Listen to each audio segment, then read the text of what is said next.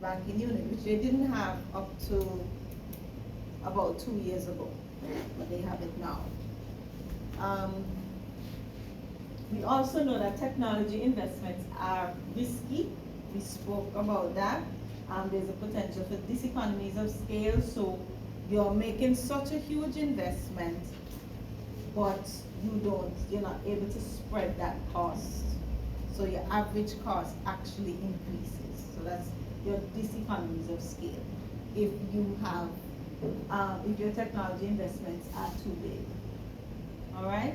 And this is just a graph of economies of scale. If you did basic economics, you know your average cost declines as your size goes up.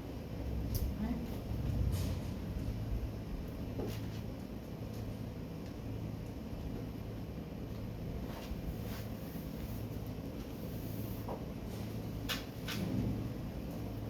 Then, so you have economies of scale and you have economies of scope. What is economies of scope?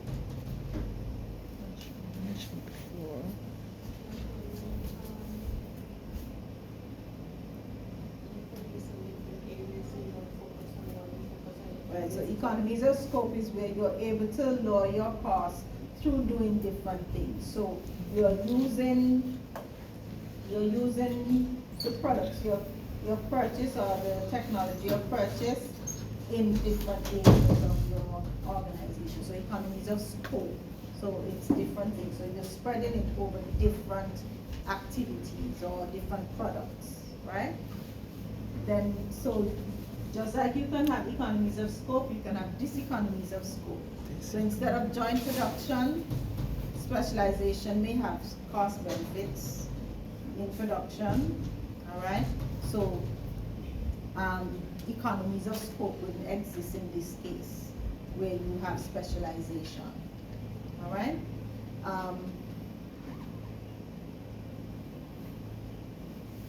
So the synergies that the company may have in one service may be able to reduce the cost in other services. So improving technology in one service may give synergistic benefits, or you create synergies, so you're benefiting more than one area.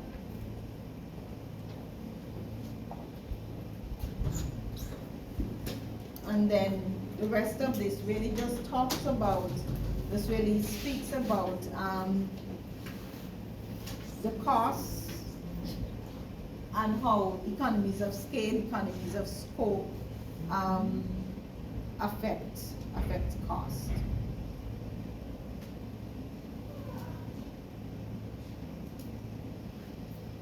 All right, so what has happened over time with the introduction of technology? So what they've found, and this is more, again, it's more in the more developed markets than in our market, but in our market, it's happening gradually. So you had significantly increased use of electronic transactions in the developed countries, all right? In North America, in England, very few people use checks anymore. All right, they may keep a little cash, but very few people use checks because they just use transfers, electronic transfers, automatic deductions to pay their bills, and so they don't need to use checks. You don't even need cash to go on the bus because you can use your debit card. In North America, in England, Europe, you use your debit card. You know, not even exactly, you use your phone. Yes, all right? On the bus, in the stores, and so you don't need checks. Where checks are being used, like here, the checks are cleared using electronic funds transfer. So you present the check at the teller scans it, and the money should hit your account, but it's not hitting your account here. but the check is cleared, they do their runs 2-3 times a day, and instead of waiting for the next day, where they used to do the physical exchange of checks, here that is, now they are cleared electronically, but you still don't have the funds available to you in your account.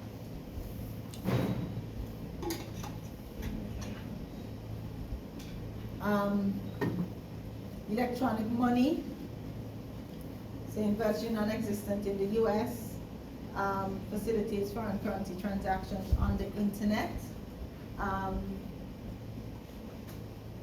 I don't know about foreign currency transactions on the internet, except if I'm dealing with Amazon. I'm sorry, I'm a little biased, because I haven't had any issues with Amazon using my card yet. You should use Timu as much as possible. Timu. No, it's much cheaper, I think. All right. So, so the point here is that with the evolution in technology and payment systems, you have a significant reduction in cash transactions, in check transactions, right? And like Carrie Ann was saying, you tap to pay. All right, you use your phone, and you're able to pay. I don't know much about those, but I know they exist. Right. So one day we will get them. The ECCB is trying to launch Dcash. I don't know what happened to Dcash. Right. I was gonna ask about it. I don't know what happened to Dcash. They started the pilot, and then That's it. it went on hold. They're still working on it, but it's taken a while to materialize. And then of course we spoke about the risk already. So international technology transfer risk, crime and fraud risk. The fraud risk, interestingly notice, they say, especially from financial institution employees, then you have the cost of compliance with the Patriot Act. What's the Patriot Act? Who knows what the Patriot Act is?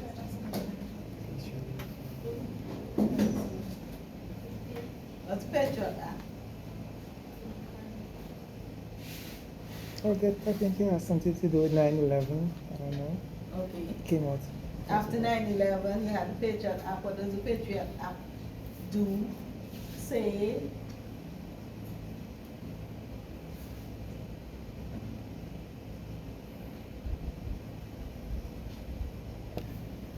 Google. anybody? It says, Huh?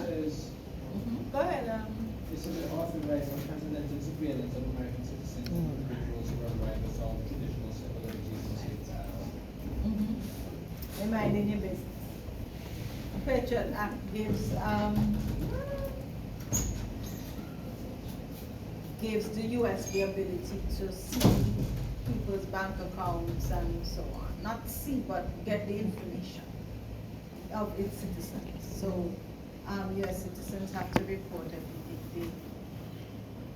Okay, so after the Patriot Act, you had something called FATCA, all right, where the countries would have signed on to FATCA, which means that they give information, the banks will give information on US citizens and residents.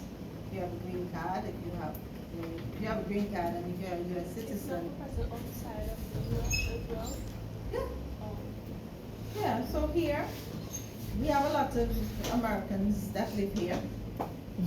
They were born in America, but they live here.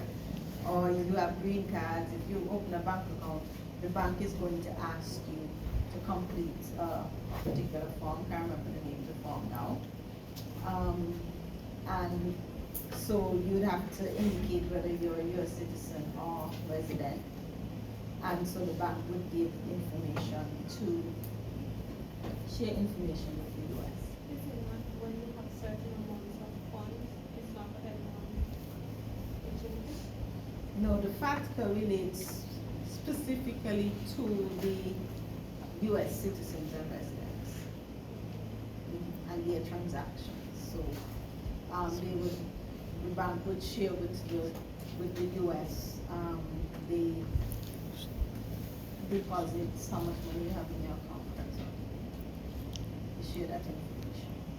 And then with our Inland Revenue Department, so for example, if a US citizen has a business in Antigua and they're paying taxes, the Inland Revenue Department is able to share that information with the US IRS. You're supposed to pay your taxes if you get the income. All right. Okay, so so we're talking about the different types of risks that fall under operational risk. So you have the international technology risk, crime and fraud risk, which we spoke about. All right, regulatory risk. So technology facilitates avoidance of regulation by locating in least regulated state or country. This is more in the US, where they use the technology to assist with regulation. All right, and different states in the US have different laws about, or different regulations about financial transactions. So, Citigroup credit card, the operation is in South Dakota, and it's there because South Dakota's regulations are more lax than New York, for example. All right, because here South Dakota and Delaware, they're liberal in terms of usury ceilings. When we talk about usury ceilings is like when they're charging interest on like overdrafts. There's a cap on how much they can charge. But in South Dakota and Delaware, the ceilings are higher than the other states. And then there's some other regulatory controls that are higher.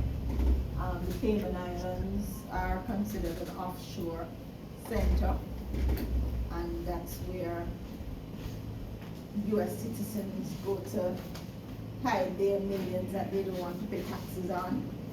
All right, then you have tax avoidance. All right, internal pricing mechanisms to shift profits to low tax regimes, and that is why our offshore sector got such a hit, because of the Patriot Act and other legislation that was put in place. Then of course you have competition risk. So these are all the different types of risks that fall on the operational risk. But very important, when you look on the employees, there are a number of risks that occur with employees. So we know that fraud is a principal one. We know that errors is another one. Then you have key personnel can create risk for you as an employer, right? So if you have key personnel who have access to certain information and then they share that information, that's a risk, okay? Employee turnover is a risk, because what's happening is you have employees who, they come into your organization, they have access to confidential information, and then if they leave the organization, then they can share that information. So employee turnover becomes a risk. Then you have rogue trading. What is rogue trading? Rogue trading is where you have traders within the financial institutions who go outside of the regulations, outside of the controls of the financial institution, right? So they would invest in instruments that they shouldn't invest in. So the institution may have a rule against not investing in derivatives, right? The institution may have rules about doing foreign exchange trading for profit. Okay, so you're taking positions, foreign exchange positions, because you think you're going to make money. That's a rogue trader. Once you're not following the rules of the financial institution. That of course is money laundering. There are employees who will facilitate money laundering, all right? And you have bank employees who would have been fired for those reasons. They facilitate money laundering, okay? Breaching of confidentiality, that's a risk as well. They give an example here. The theft of code by ex-Goldman programmer, all right? Goldman Sachs, financial institution, investment bank. The programmer stole a code for that would have let the company lose money. And then you have ethical issues, all right? So you have employees sharing confidential information by email, all right? Or you're using your personal email to do the institution's work. You shouldn't be receiving or sending email of the company's information from your personal email, all right? Then in terms of technology risk itself, there are programming errors, all right? Model risk. What model risk is financial institutions, and particularly in particular commercial banks, they have these models that they use for a number of things. So they have models that they use to identify risk, certain risk. They have models that they use to send you a red flag if there's a deposit above a certain amount. So they have different computer models that are used. If those models are not correctly built, or if the model, it could be something as simple as an Excel spreadsheet or an Access database, and you're using that to gather information. If there's some flaw in it, and you miss information that's necessary, that poses a risk, right? So model risk. Then you have something called mark-to-market error. When you purchase securities, right? You purchase stocks, you purchase bonds, you purchase them at a certain price. But the security trades on an exchange, and so the prices change as every day, every minute of the day, as the security is selling on the market. The International Financial Reporting Standards require that companies, the price of the securities are marked to market. If there are errors in mark to market, it can cause significant losses. Or it could show supernormal profits that's incorrect, right? So mark to market error. Then of course management information, sharing information. There's management information. You know, these are management information systems.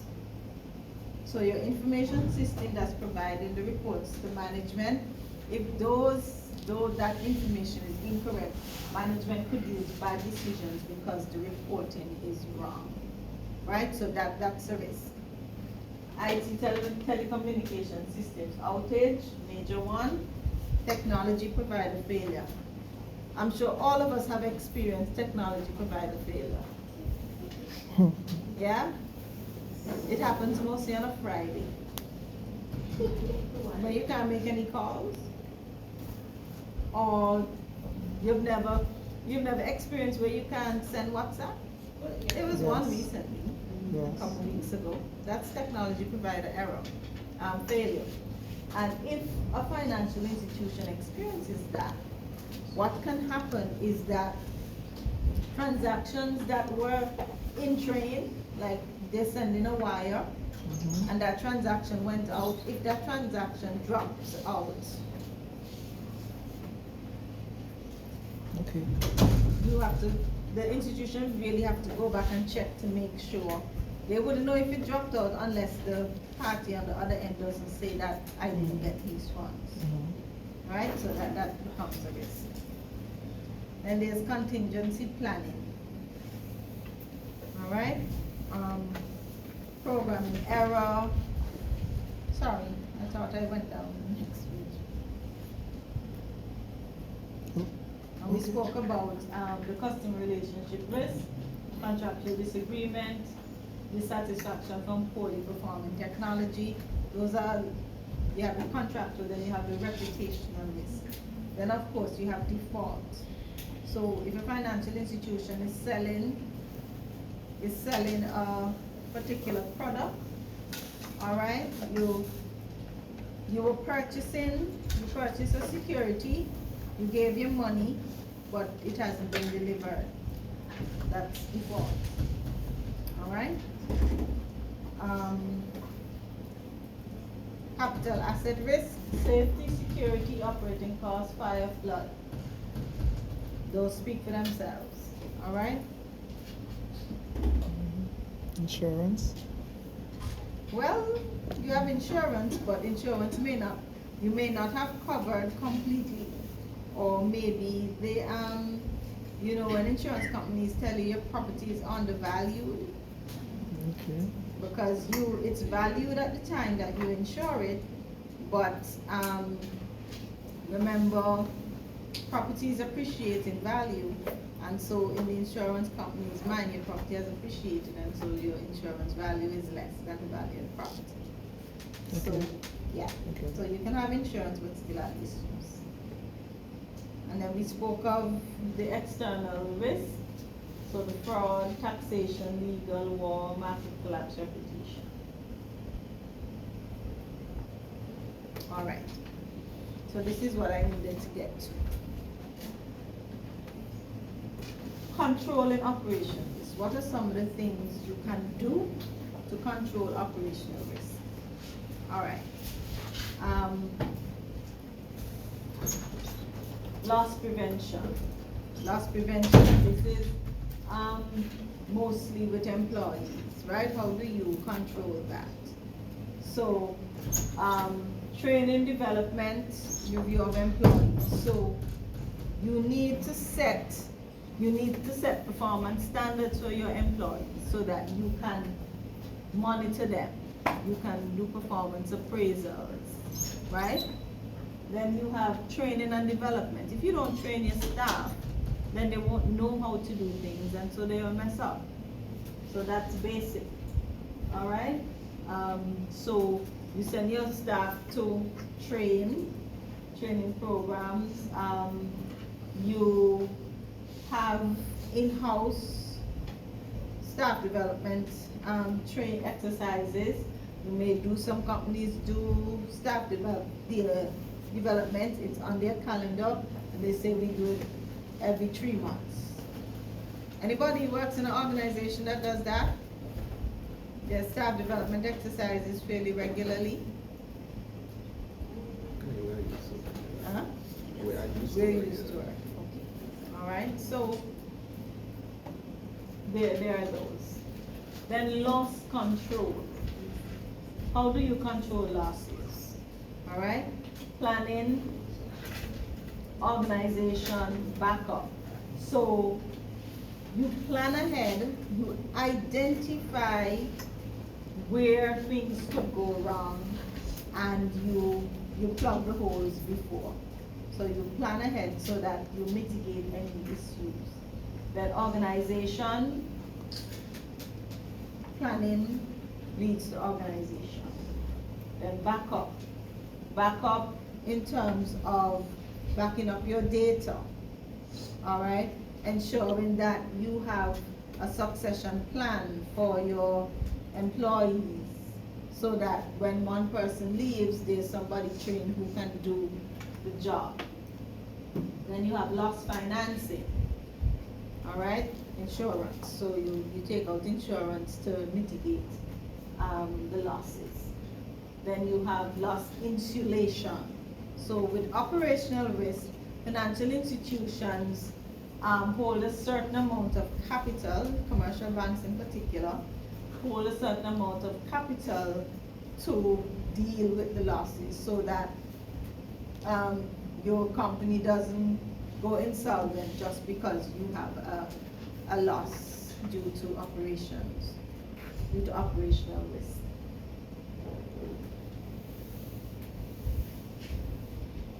So if we just stop for a moment and step back, we can think about the range of risks, the sources of the risk, of the operational risk.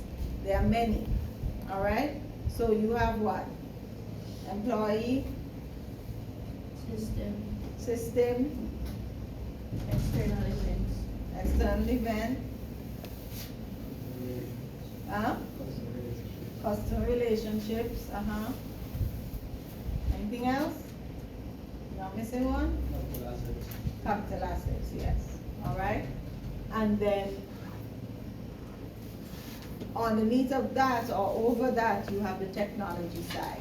And you see how technology, because technology improves efficiency, reduces cost, that helps, right, with the risk. However, we also know that technology poses its own risk, and we would have identified those, right? And so now we're talking about controlling. You can't remove it, but you can control it. So from the employee standpoint,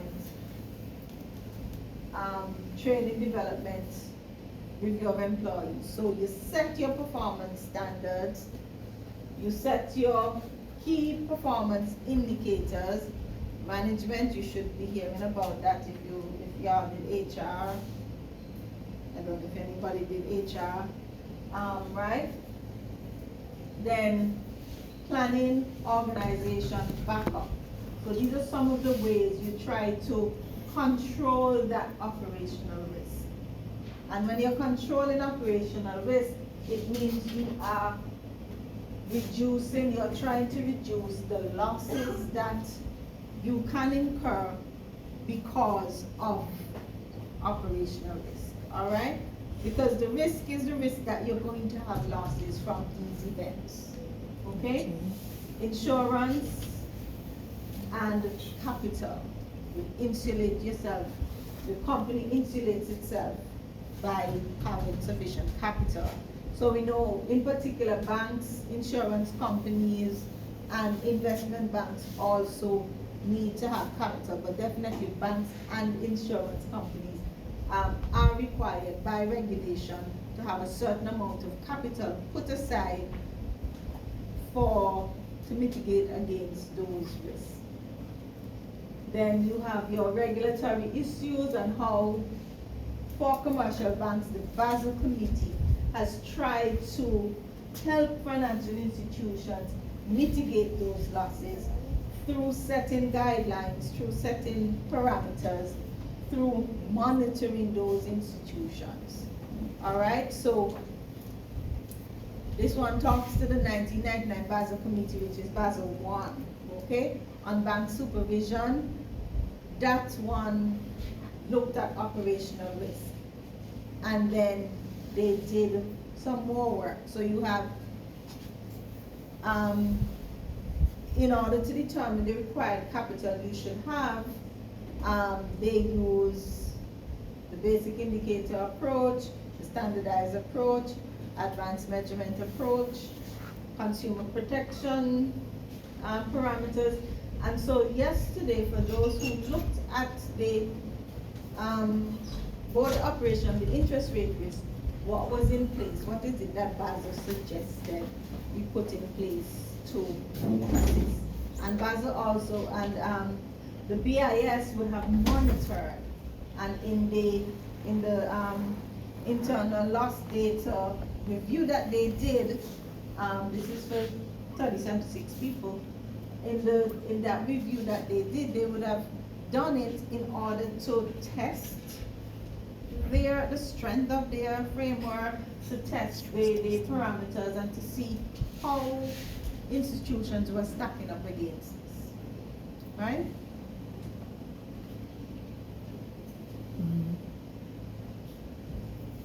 And so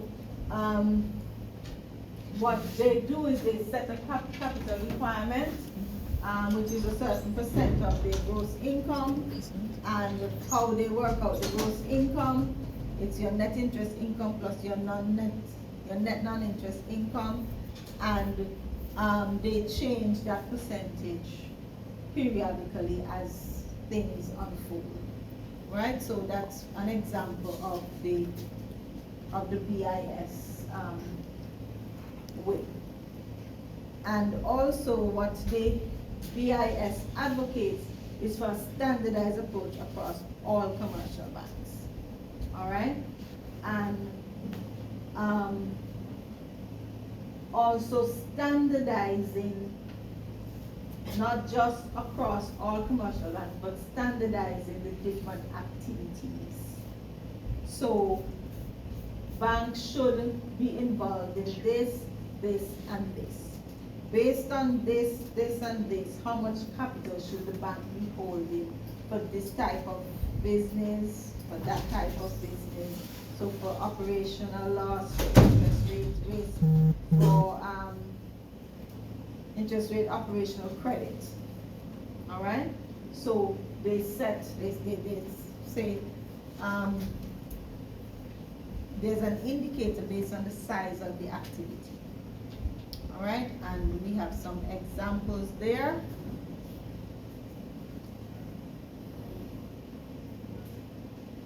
And so they identify the capital factors. All right? So you have corporate finance, the business line, corporate finance, so financing companies, so you look at the gross income, and the factor is beta 1, and they have what those factors are. Trading and sales of securities.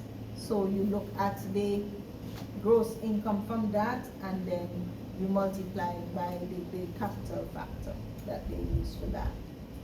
Retail banking, they use annual average assets as that indicator. Commercial banking, same thing. Payment and settlement, so your annual settlement throughput, in other words, your annual amount of transactions, that's the dollar value of the amount of transactions you settle. And they have the factors for all of those. And then retail brokerage, they use gross income, asset management, total funds under management. And we will go a little deeper into that later on when we look at things like credit risk. We look at how the indicators work.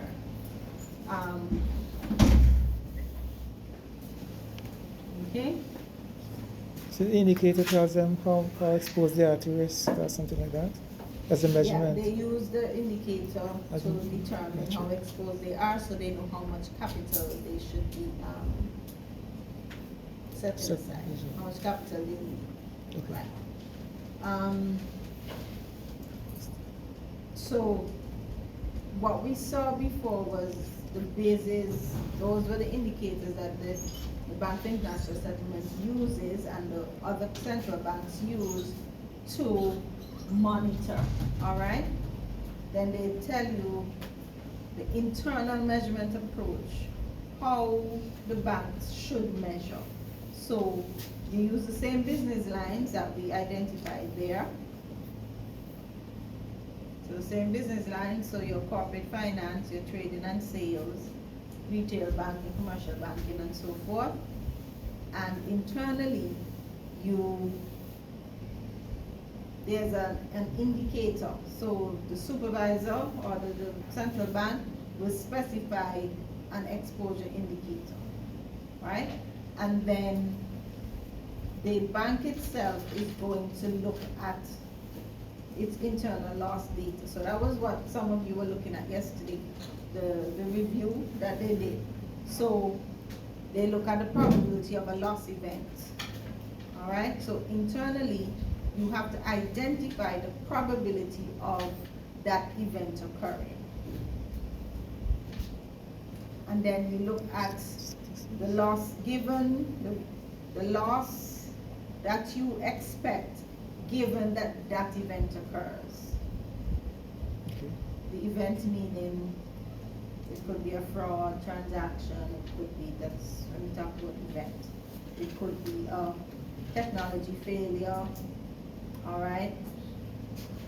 So they have to, the banks have to give a probability, set a probability factor that this could occur.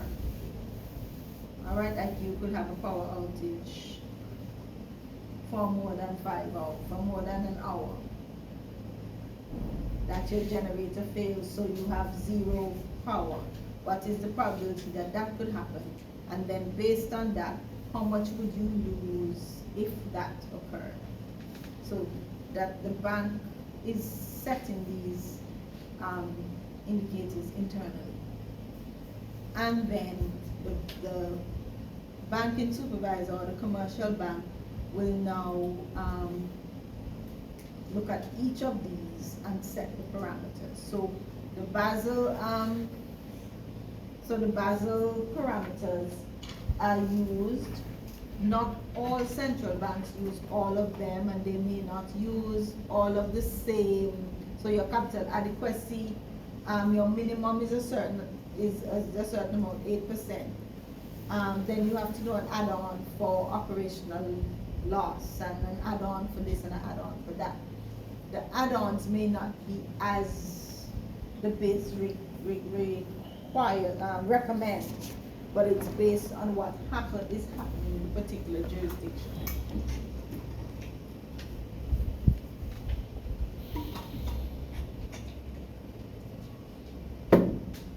So Basel 1 looked at operational risk, right? And they gave some parameters. Basel 2 now, which was later on, they put in an add-on for operational risk. So they added to the capital adequacy for operational risk. And not only added in terms of the percentage, but they also added in terms of the other parameters that we saw before.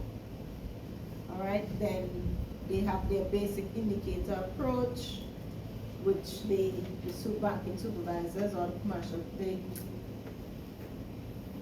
central banks will use, sorry. All right, and we spoke about the standardized approach already.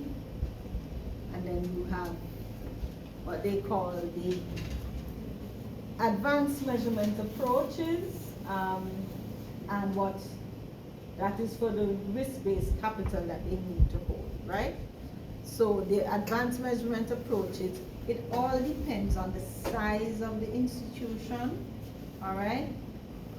And the probability of things happening. So there should be a regulatory capital requirement, which is a sum of the expected loss and unexpected loss for each type of event. So the events, internal fraud, external fraud, employee practices and workplace safety, clients, products and business practices, and so on.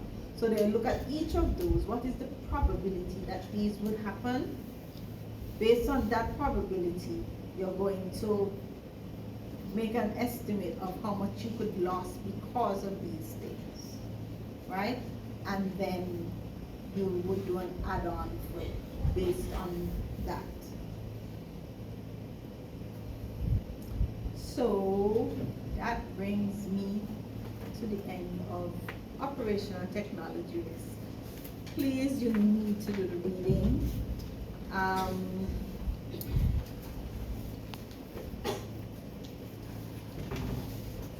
Yeah, you really need to do the reading for that. I know it's a lot, but hard work never killed anybody yet, so try and get that reading done. I don't think I posted, the readings for this topic. Did I? I don't think I did. No. Read the slides.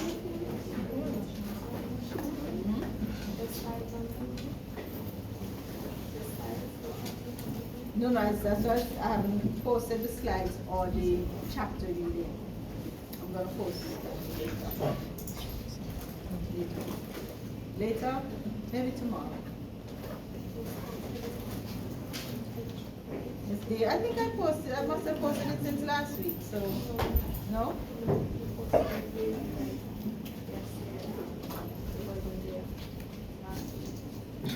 I didn't post any slides yesterday, I'm gonna show you that.